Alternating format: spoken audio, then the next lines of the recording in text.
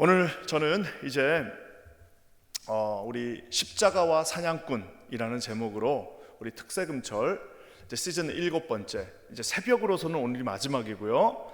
이제 월요일부터는 이제 새벽 현장 예배는 없습니다. 그러면 이제 월요일부터는 다시 우리 매일 성경으로 돌아가고요. 대신 저는 월요일 저녁에 여기 현장에서 다시 그때 오셔도 됩니다 하시고요. 화요일부터는 이제 KPM 목사님들이 또 온라인으로 하시기 때문에 현장에서는 안 오셔도 됩니다.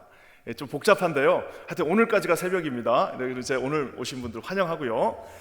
자, 이제 우리 이제 십자가와 사냥꾼이라는 제목으로 오늘 이제 말씀을 전하기를 원하는데요. 여러분, 인류 최초의 직업이 뭘까요?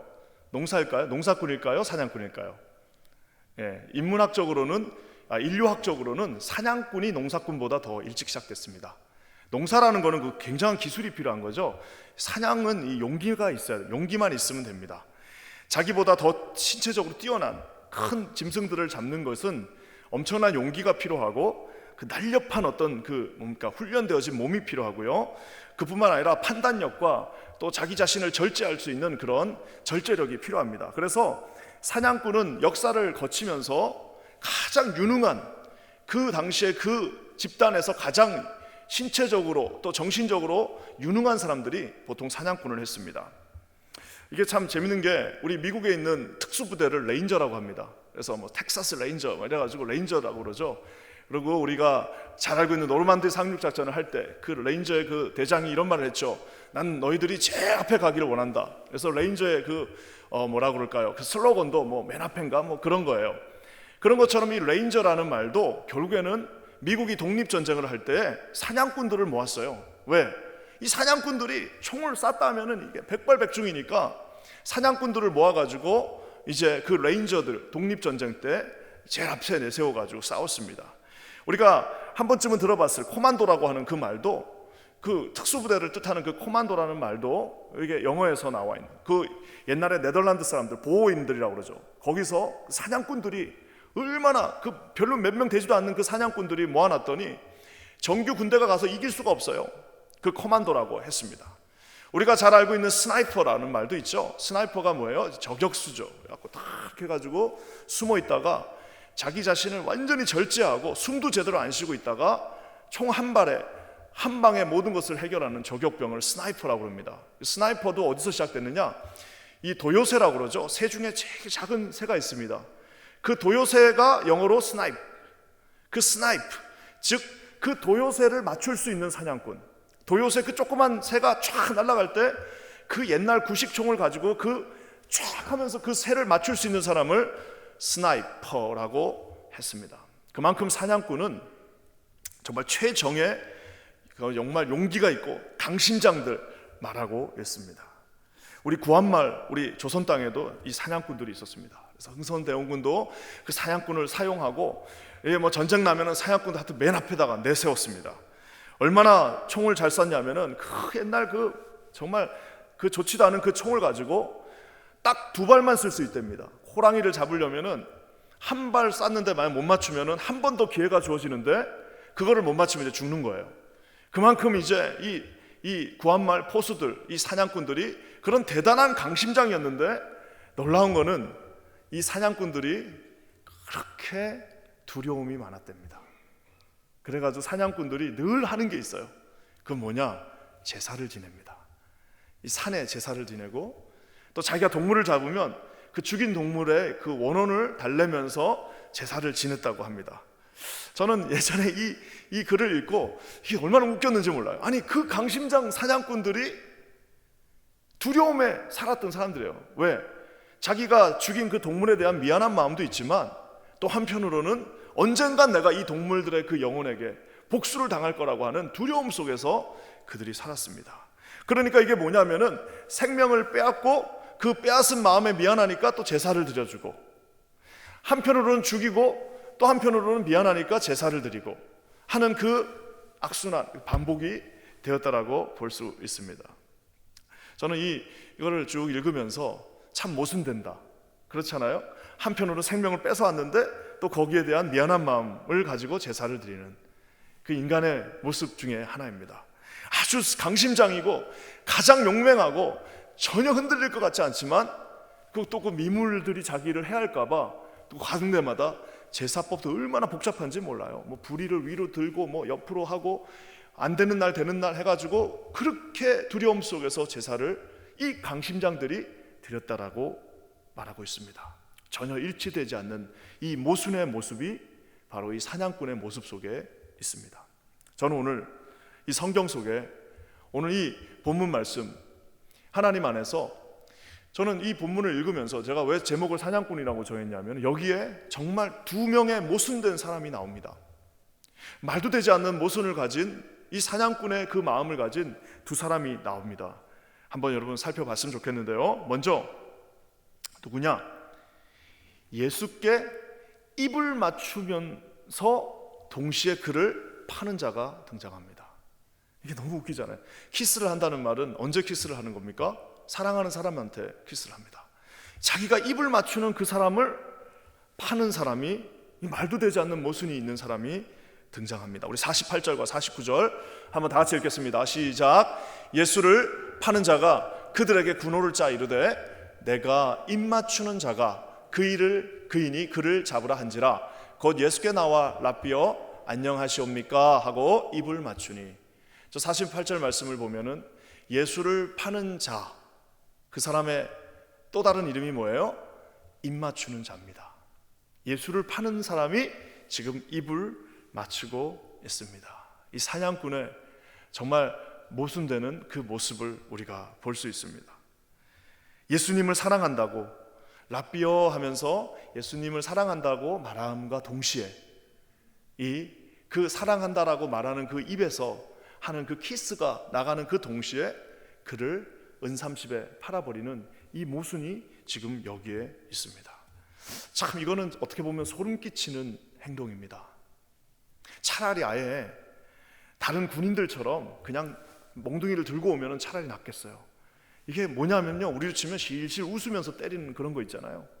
실실 웃으면서 막 웃으면서 잘해줄 것처럼 하면서 이렇게 툭툭 때리는 그런 아주 그냥 비열한 깡패들, 그런 아주 그냥 조직 폭력배들 모습하고도 똑같습니다. 차라리 아니면 바리새인들처럼 아예 대놓고 처음부터 끝까지 초지일관으로 차라리 처음부터 끝까지 나쁘게 나오든가, 처음부터 아주 예수님을 적대시하면 모르겠는데 싹싹 웃으면서 와서 예수님의 볼에 키스를 하면서 그것을 신호로 예수님을 잡는 유다의 모습, 비수를 꼽는 그 유다의 모습을 볼 수 있습니다.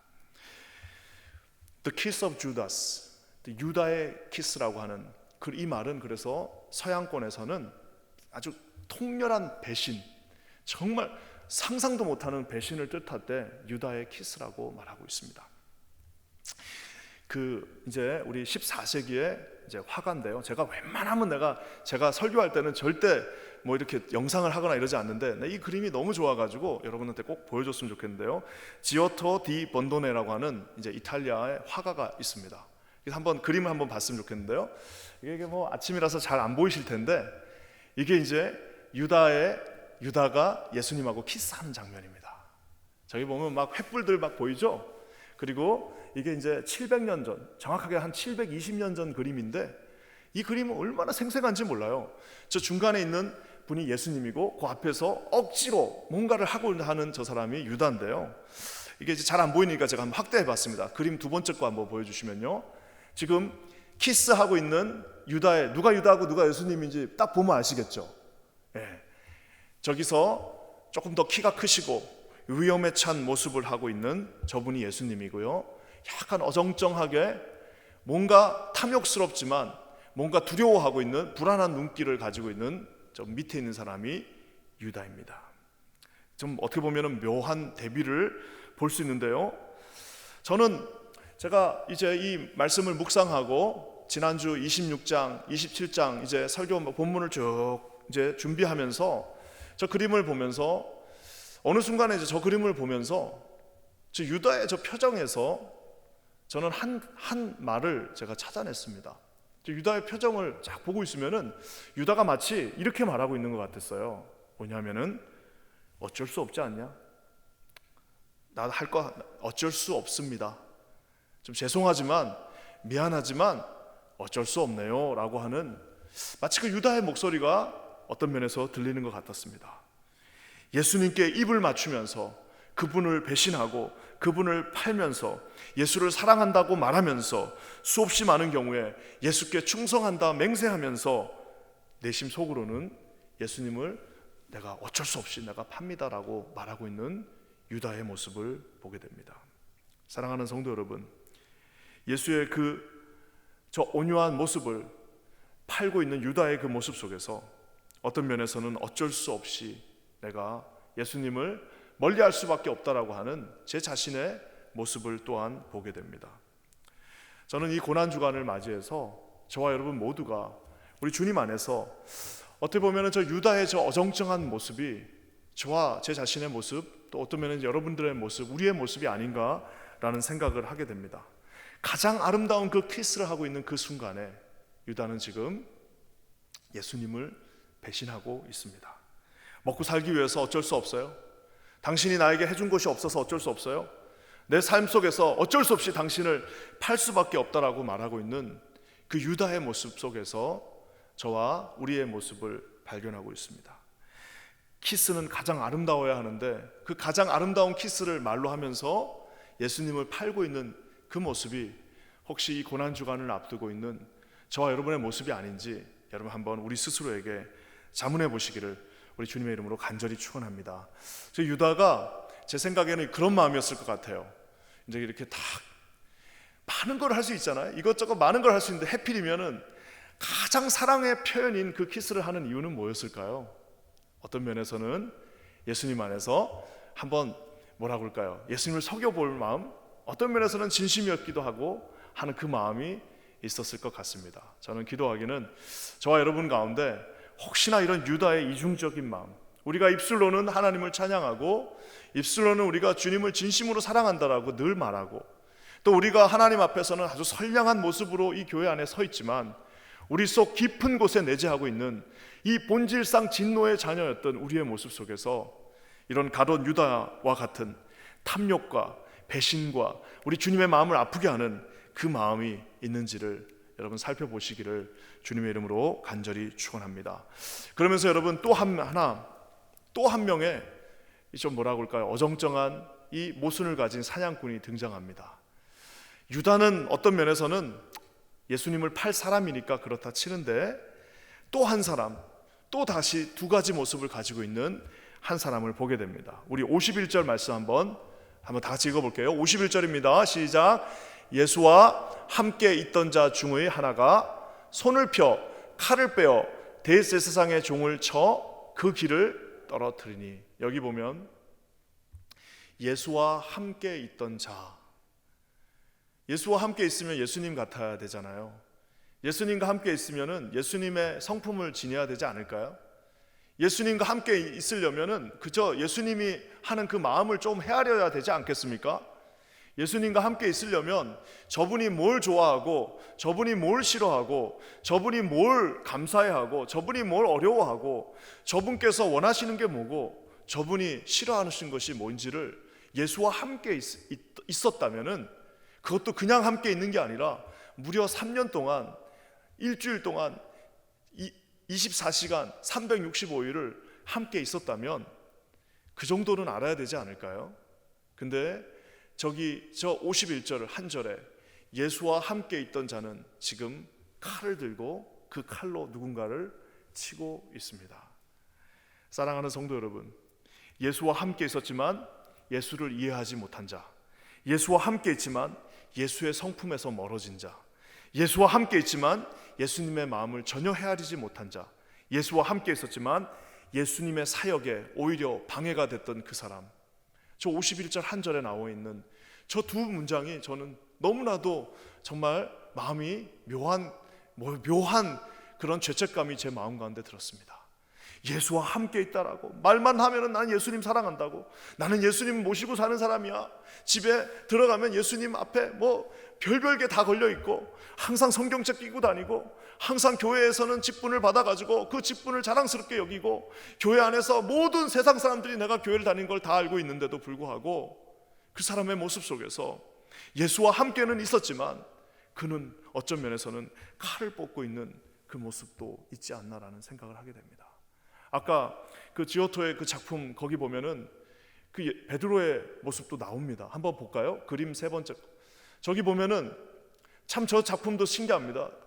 칼을, 왼쪽에 이렇게 있는 사람이 칼을 들고 지금 앞에 있는 대제사장의 종 말고의 길을 치고 있는데요, 제가 저 그림을 쭉 보면서 묵상하면서 그런 생각이 들었습니다. 저 앞에서 말리고 있는 사람의 눈도 초롱초롱합니다. 그리고 심지어는 그 길을 잘림당하고 있는 대제사장의 종 말고의 눈도 초롱초롱한데, 지금 여러분 베드로의 눈을 한번 보십시오. 이게 좀 가까이 안 보여서 그럴 수 있겠지만 저 눈이 흐리멍텅합니다. 가룟 유다의 눈하고 비슷합니다. 눈이 흐릿흐릿합니다. 어떤 면에서는 영적인 눈이 가리워져서 어쩌면 화가가 표현하고 싶은 게 그게 아니었을까요? 예수와 함께 있노라고, 그렇게 예수님과 함께 있다라고 그것이 자랑이 되어서 맨 앞에서 맨날 이렇게 온갖 폼을 다 잡고 예수님 갈 때 길을 비키시오 하면서 앞에서 온갖 폼을 잡고 다녔지만, 예수님과 함께 있었지만 얼마나 많은 경우에 예수님의 마음을 이해하지 못하고 칼을 들고 있는, 어떤 면에서는 저와 여러분의 모습, 우리의 모습을 보게 됩니다. 예수님과 함께 있다고 하면 용맹 담대해야 되지 않을까요? 예수님과 함께 있는데 칼을 들고 앞에 치는데 눈을 감고 치고 있어요. 권투 선수가 눈 감는 거 봤습니까? 권투 선수의 자격은 자기가 맞을 때도 눈을 안 감는 게 권투 선수인데, 칼을 들고 남의 어떻게 보면은 공격하는 그 사람이 어떻게 눈을 감고 있습니까? 예수님과 함께 있다고 하면서도 그 눈에는 두려움이 충만하게 있었습니다. 예수님과 함께 있다고 하면서도 하나님이 싫어하시는 그 칼을 준비하고 있었습니다. 예수님과 함께 있다고 말하면서도 그 칼로 심지어는 사람을 찌르고 있습니다. 예수님과 함께 있다고 하면서도 그 칼로 주님의 마음을 도려내고 주님의 마음을 아프게 하고 있는, 여러분, 이 말도 되지 않는 모습을 우리가 보게 됩니다. 사랑하는 성도 여러분, 얼마나 많은 경우에 저와 여러분들이 이러한 모습으로 우리 가운데 많은 사람들에게 상처를 주고 아픔을 준 경우가 있습니까? 예수가 함께, 차라리 아예 군병들은 어쩔 수 없어요. 군병들은 뭐 그렇다 치고 나와 있는 저런 바리새인들은 그렇다 치는데, 예수와 함께 있다라고 말하고 있는 저와 여러분들이 얼마나 많은 경우에 칼을 들고 누군가를 찌르고, 심지어는 자기가 찌르는데 자기가 찔렀는지도 몰라요. 여러분, 그거를 어떻게 볼 수가 있습니까? 우리 한국에, 미국에 있는 한인교회들, 얼마나 많은 한인교회, 우리 한인교회 여러분, 목사님들이 모이면 제일 지금 고민하고 있는 게 뭔지 아십니까? 어떤 교회도 예외 없이 모든 한인교회는 다음 세대가 다 사라졌습니다. 너무 신기하지 않나요? 세상에, 미국에 있는 모든 한인교회 웹사이트 들어가 보십시오. 맨날 맨 앞에 나와 있는 게 뭐예요? 다음 세대를 위한 교회, 다음 세대를 살리는 교회, 다음 세대를 사랑하는 교회라고 모든 교회가 그렇게 말하고 있는데 왜 다음 세대가 없을까요? 저한테 물어보면 저는 확실하게 대답을 해드릴 수 있습니다. 뭐예요? 예수와 함께 있다라고 차라리 말이나 하지 말지. 나는 예수님을 진심으로 우리 교회는 사랑한다고, 우리는 정말 예수님을 가장 높은 곳에 둔 교회라고, 우리는 정말 예수님만을 위하는 교회라고, 나는 정말 예수님 앞에 복종한 사람이라고, 나는 정말 예수님의 제자라, 나는 이미 와갖고 난 정말 예수님만 있으면 모든 것이 다 필요 없는 사람이라고 그렇게 맨날 얘기를 하고 있는데, 뭐예요?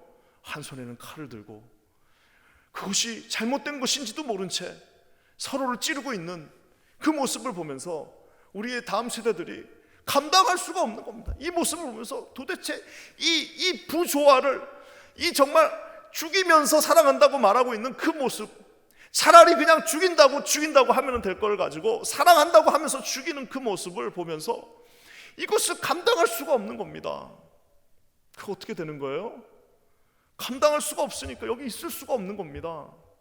얼마나 많은 경우에 그 자녀들이 그 모습을 보고 감당을 할 수 없어서 상처받은 채 떠나버리는 모습을 보게 됩니다.